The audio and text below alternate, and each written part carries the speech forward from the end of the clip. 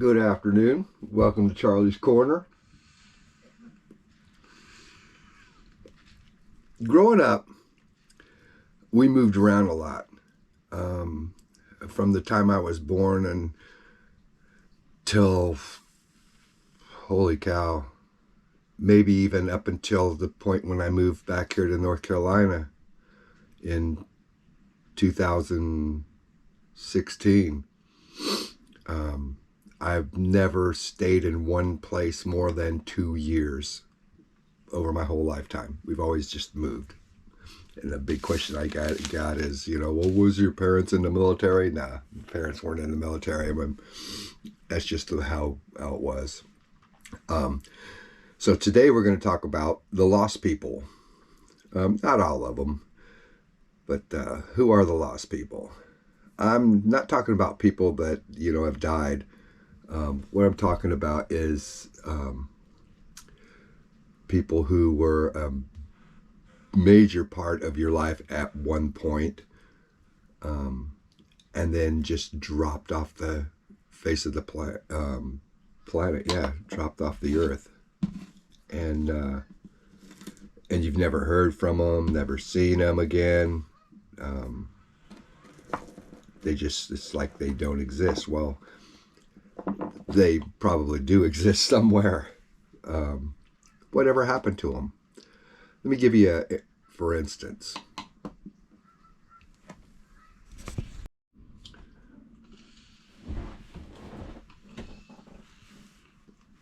When I was in the second and third grade, we lived in Oxnard, California, and had a girlfriend. That was my very first girlfriend.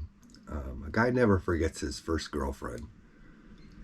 Her name was Cindy Getchell, and she lived on the next street over and down the street a few houses.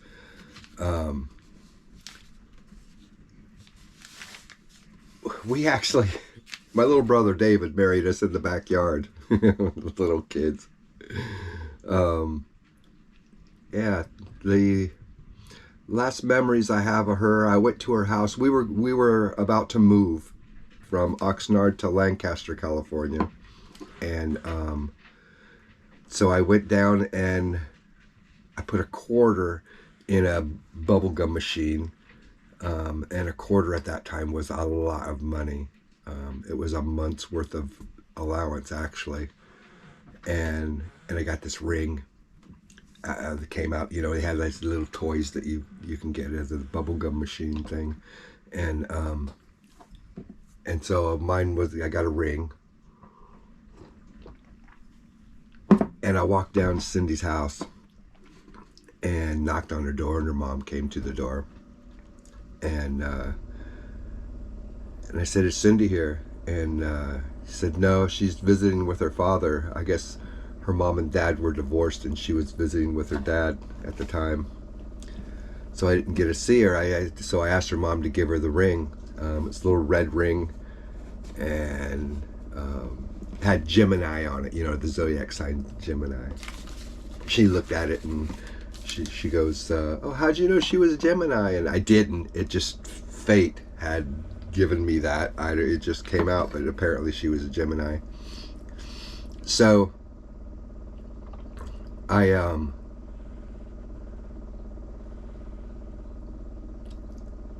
never saw her again. Somehow I got a letter from her sometime after we had moved to Lancaster, and she told me in the letter she was moving to Kentucky. Her and her mother were moving to Kentucky, and that was the last that I heard of her. And I always wonder,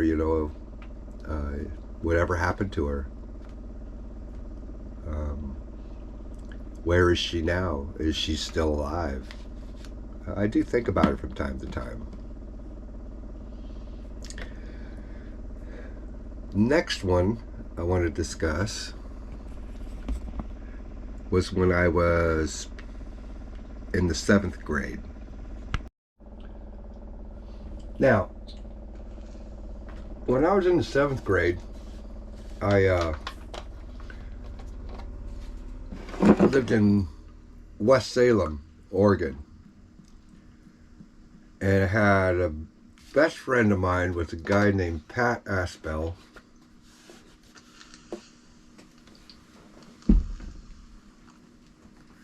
We were like peas and carrots. We ran around the neighborhood together for a couple of years. You'd never find me without Pat, and Pat without me. We were like brothers. We moved away from West Salem. I think we moved to Molalla. It's Woodburn or Molalla. And I heard through the grapevine that this is later on. This is later on now. In our teenage years, we were 15, 16. And I heard later on that he had been all high on something, whatever, got in a car accident and was paraplegic now. And his brother, Andy, I think his name was, had gone to Alaska, worked on a fishing boat up there in Alaska, and it had ended up going overboard and was never seen again.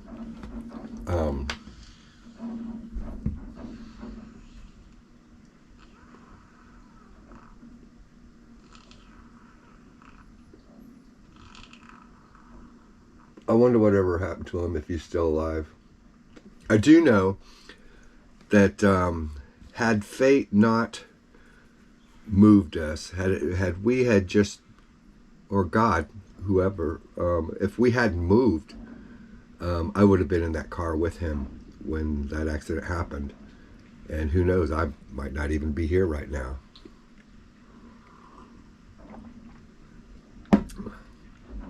And so it was a good thing. I mean, my guardian angel. I got a photograph actually. I'm shooting at a range, and on my shoulders this blue illumination with like wings. And I used to always, and I still do, I joke about having a guardian angel. And now I could say, well, I actually got a photograph of it. Okay. There are so many times when I should have been dead, and for some reason I'm not. And so and my guardian angel works overtime keeping me alive. Anyway, we'll move on to the next one.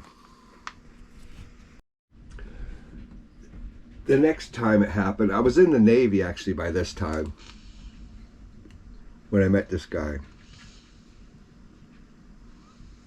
And his name was Brian Whitman, but we all called him Opie. He looked like Opie Taylor from Mayberry.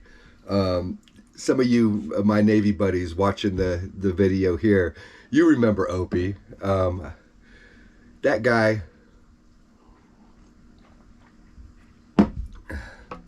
he was nuts. He was like a closet psycho, okay? And normal, you'd think he's just like this normal, everyday, like nerd kind of guy that never gets in any trouble. And you get a bit of alcohol in him, and he just goes freaking off the handle and does these wild things. But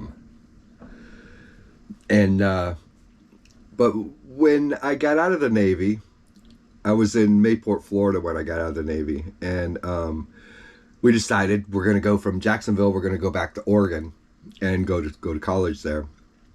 And so he loads up his Toyota Celica, and I load up my Mitsubishi Mighty Max pickup truck with everything, and we head off down I-10, and we get about 60 miles outside of Jacksonville, and the transmission in my truck goes, right?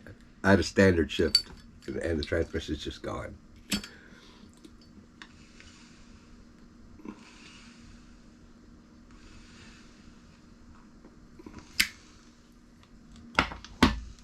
So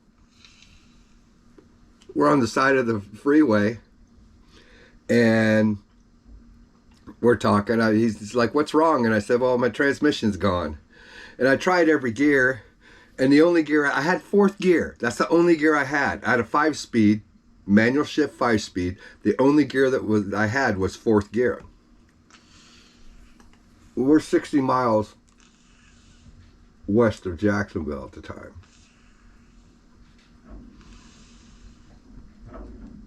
Now he goes, well, you want to just get it towed? This is a Friday evening.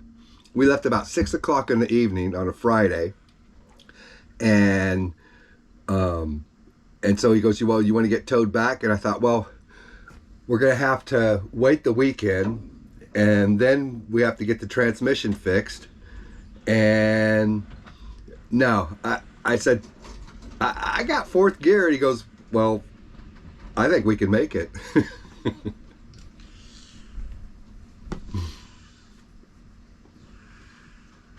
So I got that truck going, and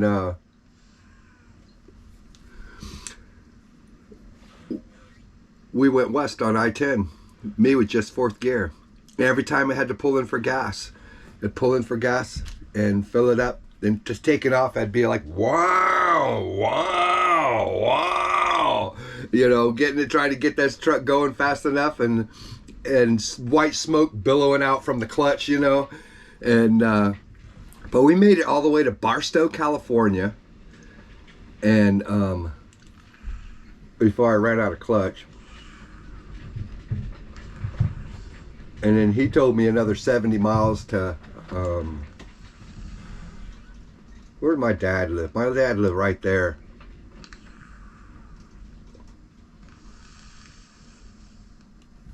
And my dad ended up lending me his truck to go the rest of the way up to Oregon. And he kept my truck. On a side note, the guys, when they went to repair it, right, I had a warranty on the truck. And so it turned out I was 25 miles over the warranty. So my dad ended up paying for the transmission. So the warranty wouldn't cover it because I was 25 miles over. If I had done it in Jacksonville, the warranty would have covered it. But no, I was young and stupid. And let's talk about that. What would you say to your younger self, you know, if you could go back? And the first thing I would do is I'd just like punch me in the face for a couple of reasons. Yeah,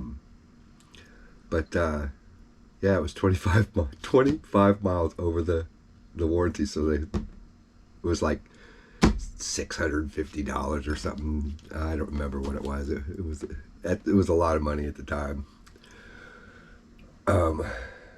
So yeah, Cindy Getchell, Pat Aspel, Brian Whitman. What happened was Brian ended up meeting a girl in college, and Nancy Wilcox, and they got married, and he moved to Eastern Oregon, and then just like dropped off the map. The last I heard, he was had like 6 kids, and was, I don't know where he's at. He could still be in Eastern Oregon. We lost contact, and so like I said, there's like Cindy Getchell and Pat Aspel and Brian Whitman. There's more. But those are 3 of the people that were significant in my life and took an active part in who I am, and participated, you know, on a daily basis with me, and helped to shape me. And like I said, there are more. It was just, this is all we're going to go over here, and I just wonder whatever happened to them, if they're still alive.